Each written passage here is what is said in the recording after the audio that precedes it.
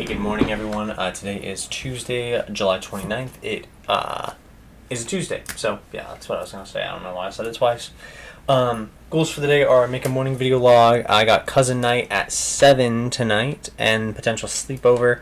And then I got work at 5. Roman is coming here at 10. I think it's in like 10 minutes, whatever. And I need to record some video logs. I have last night's that I need to record, I think. And then Saturdays, and then a couple more. So, yeah, we'll do that. And then wake up at 8 was another one. I woke up at 7:30 actually, so that was pretty cool. And then I need to upload 3 video logs, and then put the watermelon in the sun, which I did do. And then while I was in the garden, I was looking at the zucchini plants. We're growing another zucchini, which is pretty cool. But there's a watermelon plant that was like in the zucchini somehow, and it has grown up through the zucchini leaves and like has leaves coming out. Dude, I was like, low key, I kind of respect it. I'm gonna let bro stay. So yeah, right now I woke up, played some video games, and then I saw this video on YouTube where it said EU promises billions to the US in shocking new deal, and it's this dude just reacting to news feed, and it was not nuanced at all, and it really freaking bothered me for some reason. So I left like this huge comment essentially pointing out holes in everything he said that was completely inaccurate and nuanced, like not nuanced. YouTube comment.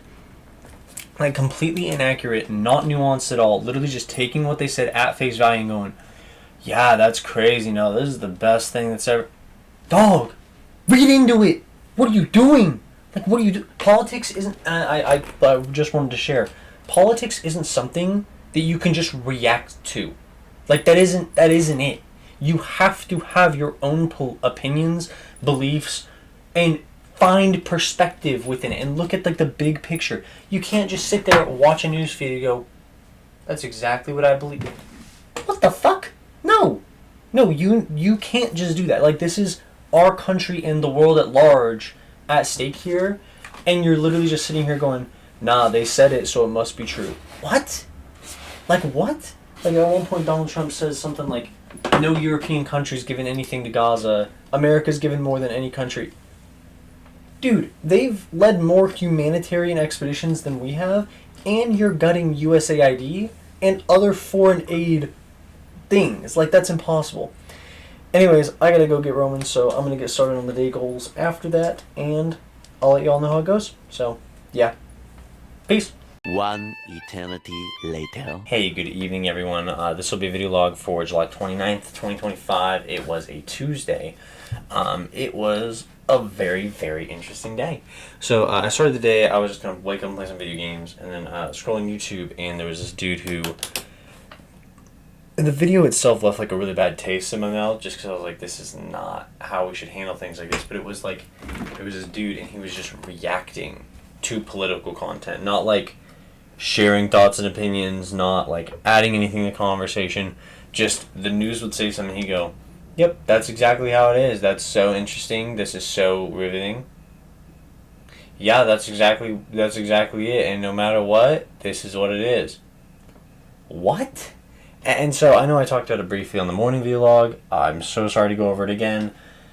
Basically, Donald Trump made a trade deal. There were 6 important things. One, well, the 2 were U.S. concessions. First one was, gosh,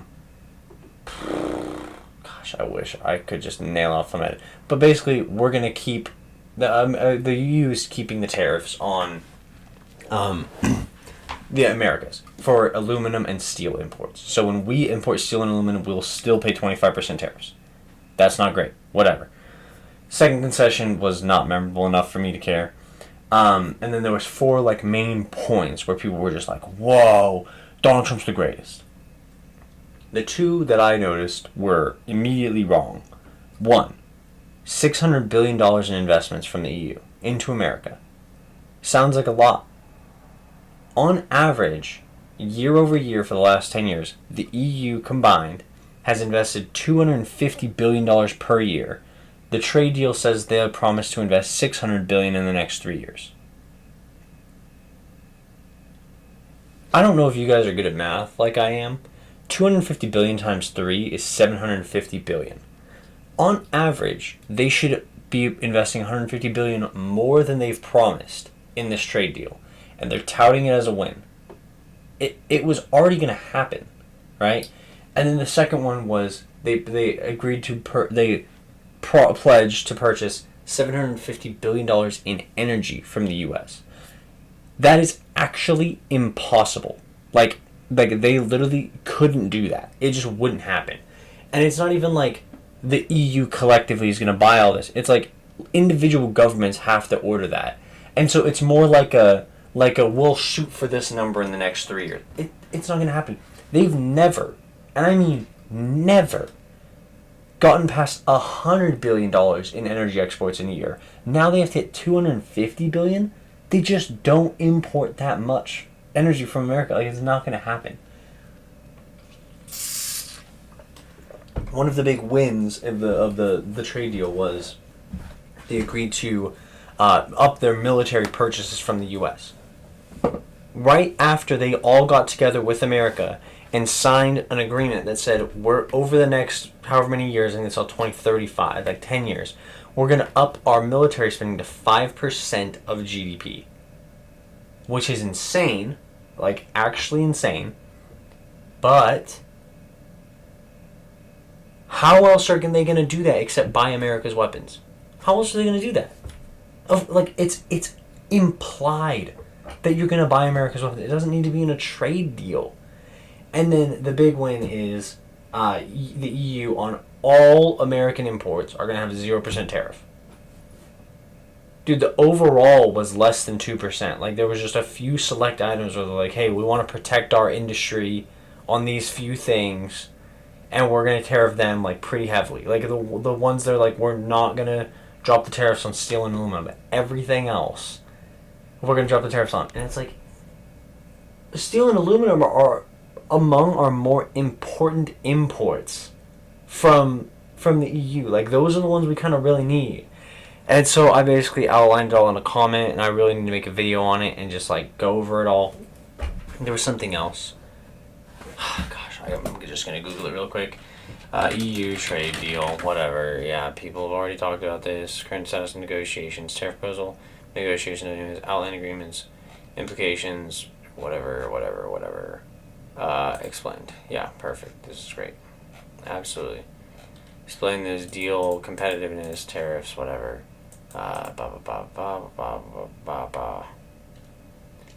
Deal struck. Negotiating. Gosh, I know there's something. The White House or main place EU steel and copper. Bruh. That's awful, dude. That's like their biggest imports. Car parts, timber, $750 billion in energy. Trade doubled over the past decade. What does it mean for EU? There was one other concession. U.S. concessions in EU trade deal. What were they? Financial Times. Perfect. Yeah, I like these guys. Covered by the tariffs. Don't care about steel and aluminum. 0% tariffs. Promise to buy. What happens? Gosh, there's something else that the U.S. like conceded on, and I'm just not remembering it, and I feel like it's not that important. What was it? God, dude, it was something so simple, and I'm not remembering it. Whatever. But yeah, I dedicated like an hour and a half to researching this. Like, looked at like a bunch of bunch of like paperwork, and I'm literally just like, this is the most boring spreadsheet I've ever seen in my life. Like, this is so boring. I'm like adding up tons of totals, like treasury bond history.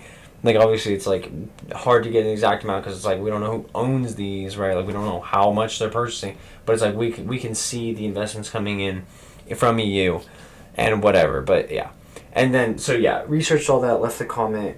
He hasn't responded. I probably wouldn't either if someone left such a scathing review of my video. And then yeah, made my morning video log. Roman got dropped off. We checked on the garden first thing in the morning, and then came upstairs and put away my receipts. And then him and Ava went over to Summers to drop something off, and then I recorded a video log for the 28th, the recovery video log, and then we made this lunch. It was just mac and cheese, potatoes, and green beans. It was really good. And then we all ate lunch in the dining room. So like my mom cleaned up the dining room, and we all ate at the dinner table like a family. It was crazy. It was like the first time we've done that since I was a kid. Like I was probably 12 since when we last did that. It was very, very cool. And we were just sitting there chatting, talking with Roman. It was really fun. And then I played some video games, and Roman was like sitting in my lap watching the Minecraft movie next to me, and he went and played with his toys. And so Ava and I finished our episode of The Vampire Diaries before I had to go to work. And then Summer called her, and she needed help with her makeup. So Ava went over there with Roman, and he was hanging out with the vet, and they were just going to meet me at the coffee shop before work. And I was like sitting there waiting at the coffee shop, like 4:15 rolled around. I was like, I better order my coffee. Ordered it, waited a little bit longer. Right when they got there, I was like, okay, I'm ready to go to work. Like, I need to go to work now. And so that was pretty funny. But yeah, so they all hung out at the coffee shop, and then I went to work. I only worked for probably an hour and a half, dude. Like it was like 4:45 to 6:30, like hour 45 minutes, maybe 2 hours. But it was so dead. Like it was just so boring. I made $20. It was just boring. And so they said I was good, and I went over to cousin night like earlier than I planned to. Yeah, and then I'd gotten there, and they said Corey just left because he works the next day, and I was like, nah, I live with him. I'll see him later. But the rest of the cousins were all there. It was so fun. My grandma busted out the, we were like sitting there talking about movies for a little while, but then my grandma busted out the, like photos, like old photos. And so it was like photos of all our parents when they were our age and stuff, and like just the stuff they were doing. Like childhood photos where we're all like dressed up as whatever, right? And it was really, really cool. And then, Zane or Bryson or someone had the idea of like getting smoothies, so they went out and got us smoothies, which I thought was really cool. And after that, we were all sitting there chatting while Zane and Bryson were gone. And for those of you who don't know, Bryson is my cousin. He currently, well, I don't say currently, I don't think he has a contract right now, but it came into town after working as a English teacher in Egypt, which I think is the coolest thing. So he like lives in Cairo or like around Cairo, and teaches in the school there. And, well, I mean, there's probably a lot of schools, but teaches in a school there and teaches like Egyptian kids English. It's very, very cool. And he just brings this like total fresh perspective on life that I'll get into a little bit later. But it was really, really cool to hear all his stuff going on. And we were like talking about the desert and like Egypt as a whole, and he was like, dude, like 94% of Egypt is completely uninhabited. And he was like, it could be inhabitable, like, with infrastructure, but it's just uninhabited. Like, it's just sand, dude. And I was like, that's crazy. And, yeah, he, like, pulled out the Google Maps. We were, like, looking all over Egypt and stuff. It was really, really interesting. And then, yeah, they got back to smoothies, and then we played a game of Uno. And then right after that, people were like, we were all sitting around, and people were like, yeah, we're kind of ready to go. We're going to go to bed. Yeah, we were like watching Zane's old YouTube videos. He like uploaded a couple like RuneScape videos. There was like a Halo video. It was like terrible quality. It was so cool. And low-key, I was sitting there just like, dude, do not pull up my YouTube right now. Like, I am so politically based. Don't pull up my YouTube right now at the family function. Like, it'd be crazy. And then, yeah, it was really, really cool. And then people started checking out, and Bryson and I were like the last ones to leave. And Mimi and Papa stayed up for like 40 minutes just talking with us. And they were like, we went on a trip to China. Like, it was so clean. It was so cool. It was so, like, futuristic. Everyone was nice. Everyone was friendly. And they were like, we were going through Egypt, and it's like, they see you and they, like, see dollar signs. They're like, these people have money. Like, we know they do. And it's like, money to us is worth so much more to them, you know?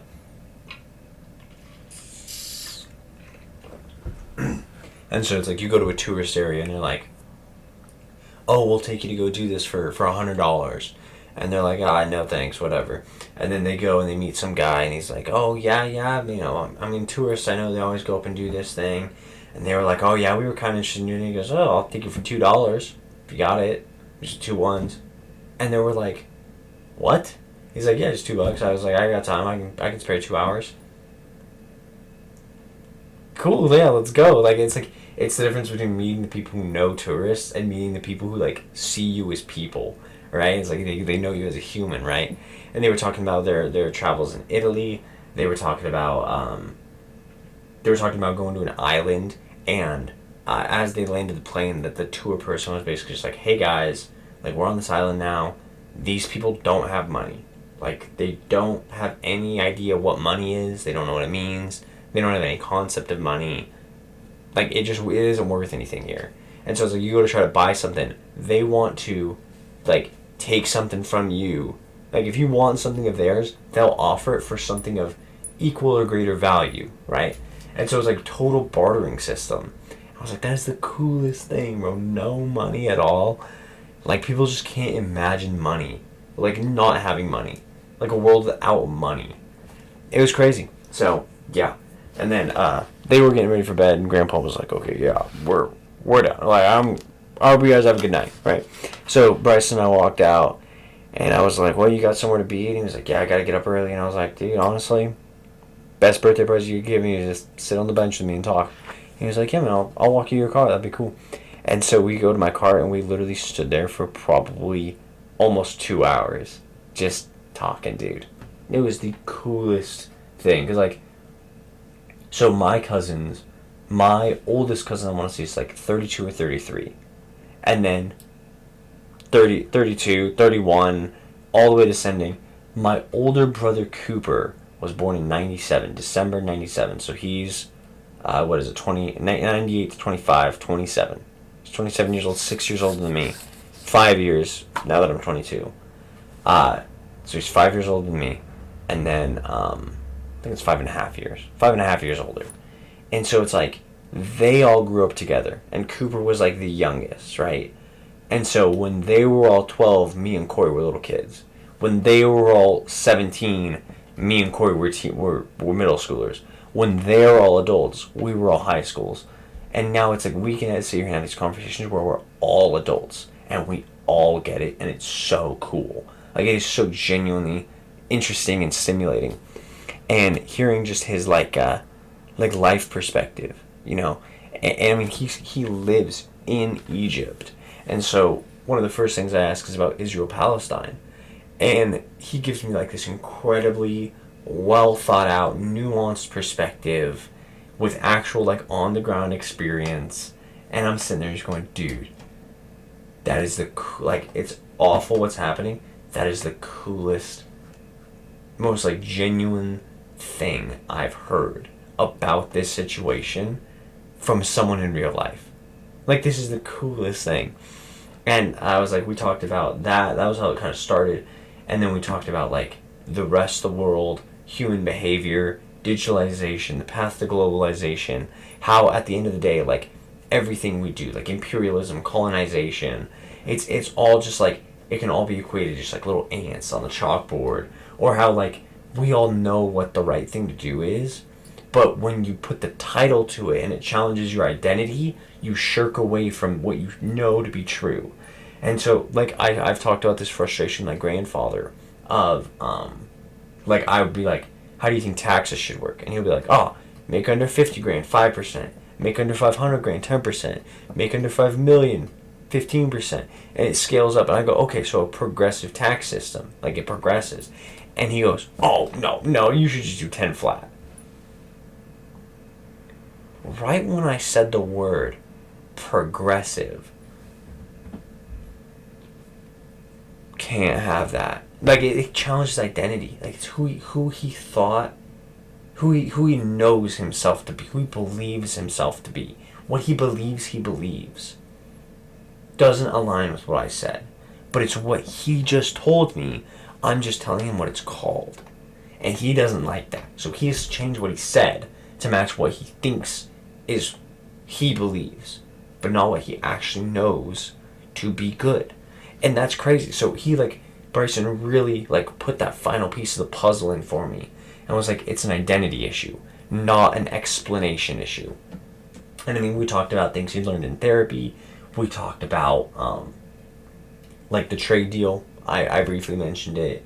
We talked about, like, gosh, we had so many good conversations about, like, human behavior and psychology, and how he was very, like, attuned to, like, small mannerisms when he's interacting with people. And I'm so bad at that. Like, I'm terrible. I don't get the signal.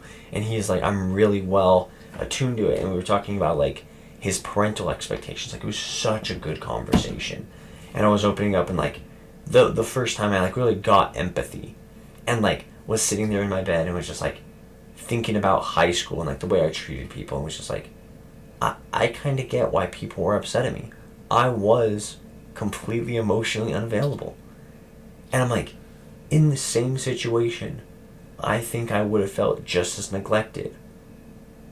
But at the same time, I'm mature enough to go, I wouldn't have acted the way they did. Like, I still wouldn't have treated me that way. Like, I still wouldn't have hit me. You know, like, it's kind of dark to say that. No matter how emotionally unavailable I was, I still wouldn't have hit me. Like, that's just not right to me. You know? So it's like, I can say that I felt it, but I can still not condone their actions. And one of the things we talked about, I'll get into for my daily thought. But yeah, after our conversation, I got Taco Bell on the way home, and got home, watered my plants, and stayed up super late playing video games. I'm exhausted right now. My voice is like super deep. It's really, really interesting. But yeah. So I was like, when I get super tired, my voice can easily slip into subharmonics. It's very interesting.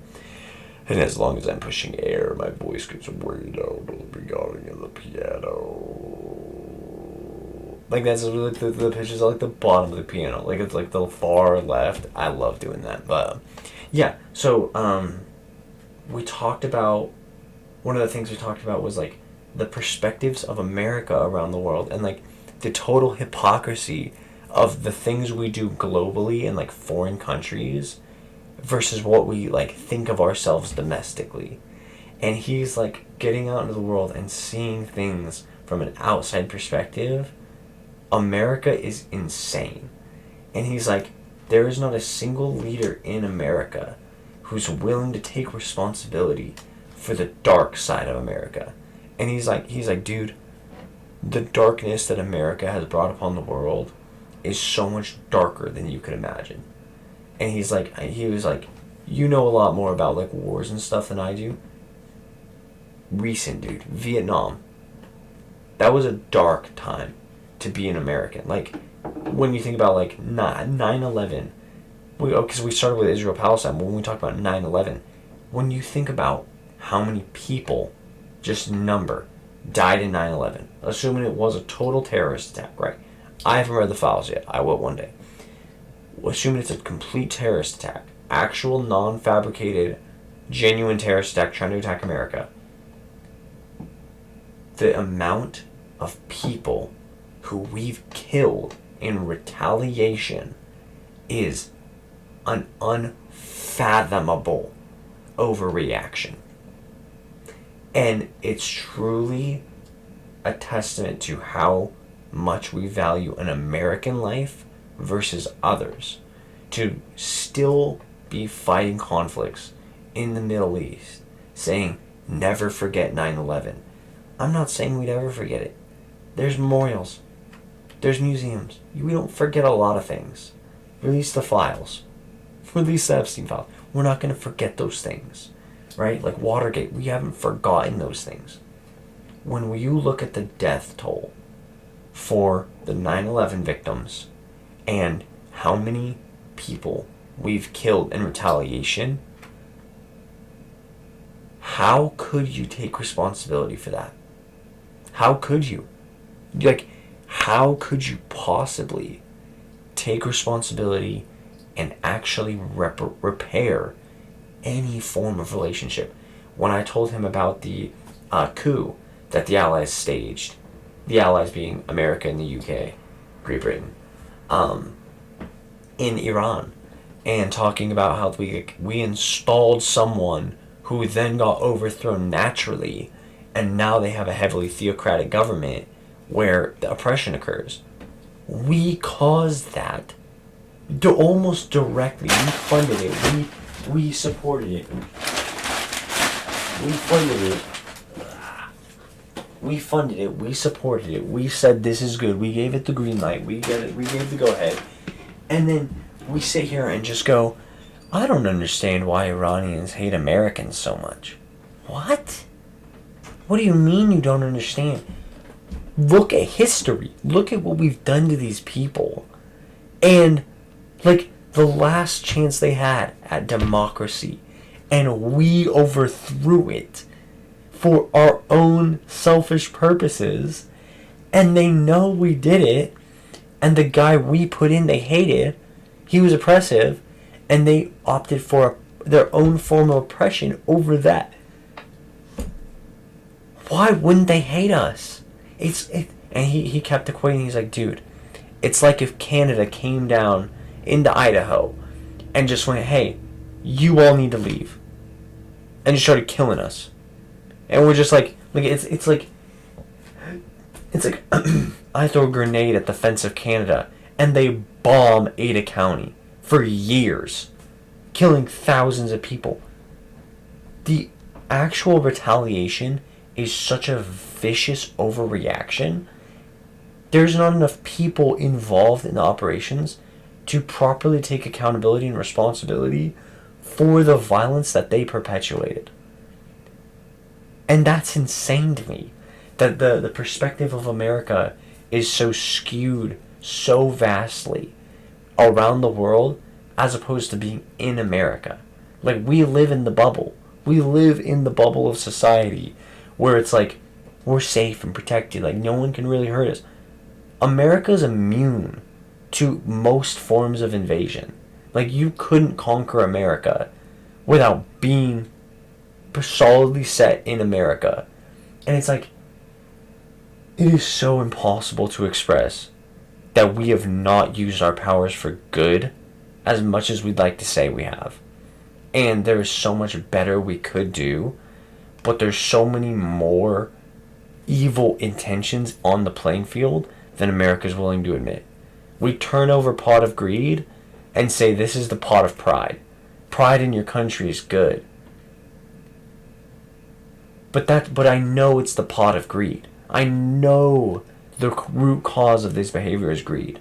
It's so obvious. But we're going, nah, this is pride in America. And we're told it's pride in America. So our identity becomes having pride in America. And we think that owning American dollars is pride in America and not a systemic subset of greed. And I don't understand. We think money ties into your pride as a country, as a citizen, as a person, as a representation of who you are in any way, shape, or form. But that doesn't mean anything. Doesn't mean anything. I think that's what we're ingrained as. And then we look at what we actually use these things for, and you realize it's all rooted in greed. And it's so incredible to me. It is absolutely insane for me to think that, like, I know I'm not the first person who's sitting here going, I can be good. I can be good. It's being great that's the hard part. I know I'm not the first person. But I'm willing to be good to a toxic extent to make others' lives better. And if that isn't what the entire goddamn New Testament of the Bible is about, is Jesus, the Messiah, the Son of God, being good, not great, good, genuinely good, giving, caring, compassionate, wise beyond his years, good, to everyone, for the betterment of everyone, except himself. I don't know what that story's about. Like, that's just it. It's just be good. And we use what's written in that book and we twist it to perform some of the most atrocious acts of violence and oppression that humanity's ever seen. And we go, nah, it's our God-given right to own these guns. Like, what? Like, what? There's no excuse for it. You can't say, yeah, I'm a good Christian. I'm a good God-fearing Christian man. And then vote for war in the Middle East. Because they killed, how many people died in 9/11?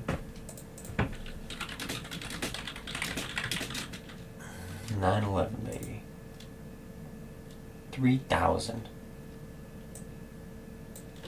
The war in the Middle East.